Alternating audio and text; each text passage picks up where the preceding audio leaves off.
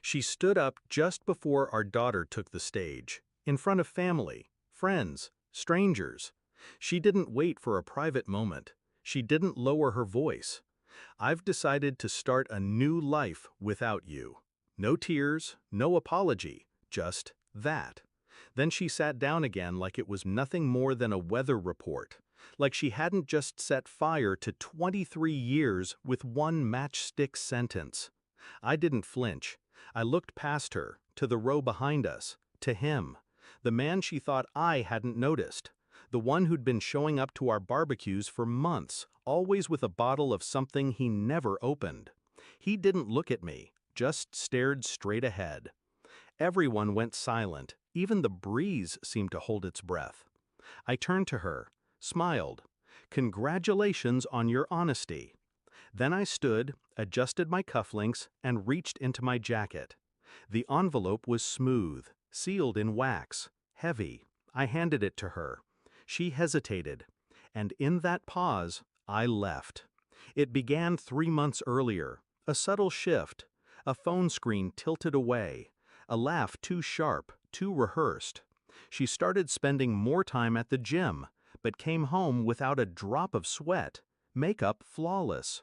One night I walked past the bathroom and heard her whispering. I stopped. Just a single sentence escaped. "Not now, he's home." It hit me like static. She came to bed smiling, kissed my cheek, and I said nothing, because that's what they expect. Silence, doubt, confusion.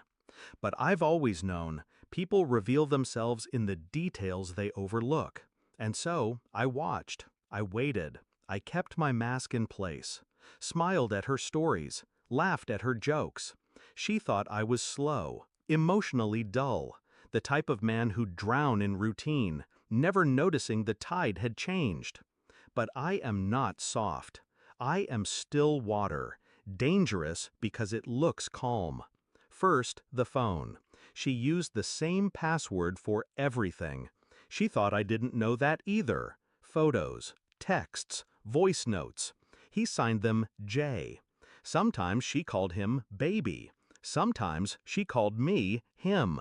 I archived everything, quietly. Next, I checked the bank.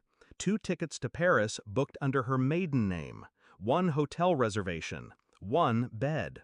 I contacted a lawyer, had the papers drafted, the kind that didn't just end a marriage, the kind that exposed one. I called a private investigator, not for the affair, that was obvious.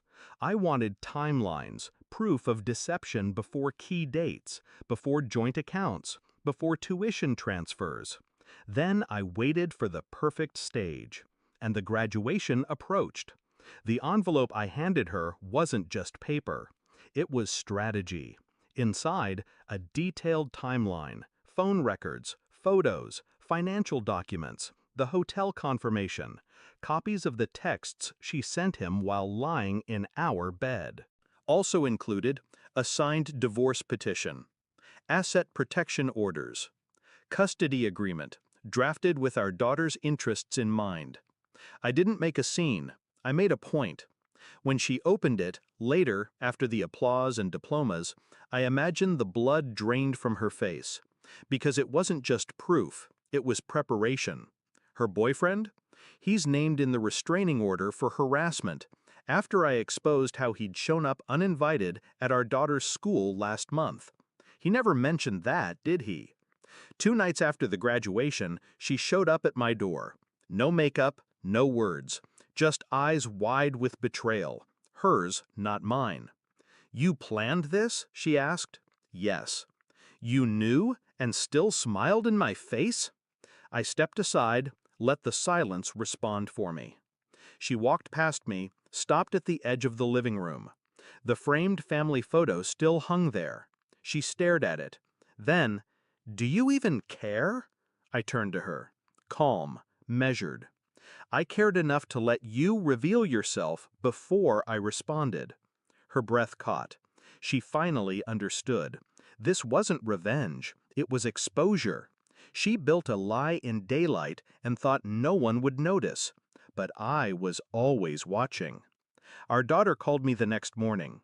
I saw what Mom did, she said. I heard what you said. You okay? I told her yes, because I was. Not relieved, not proud, just done. I'd buried something that night. Not a marriage, not even trust.